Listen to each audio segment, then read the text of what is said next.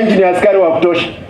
I'm not going to behave anytime soon to please the deputy president. I'm not.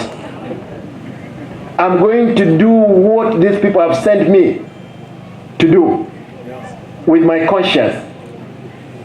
Kwa hivyo mambo eti lazima magavana, tutawezaje sisi magavana 47 eti magavana 5 toa askari, nyang'anya wao bunduki? Kwani nia yako ni gani?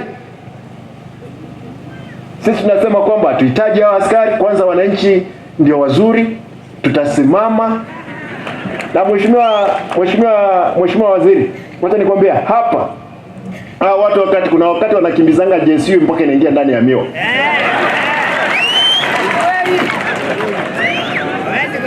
Kwa hivyo sisi hii biashara nyingine ya kutishotishwa hatuwezi kubali. It is our country, we have a right to stay as a country and as one. Lakini tutasimama na mawaziri na rais kama wanafanya kitu mzuri. Mtu ambaye tuwezi simama na yeye ni mtu anatusi sisi, kwa sababu Kenya, sisi si watu wa nje wa Kenya, sisi ni wananchi wa Kenya, ama vipi? Hivyo kwa hivyo kaa ngumu bwana, kaa ngumu, tutasimama na wewe. Wakifukuza wewe pande ile, kuja pande hii, tutashirikiana tuone vile tutachukua serikali.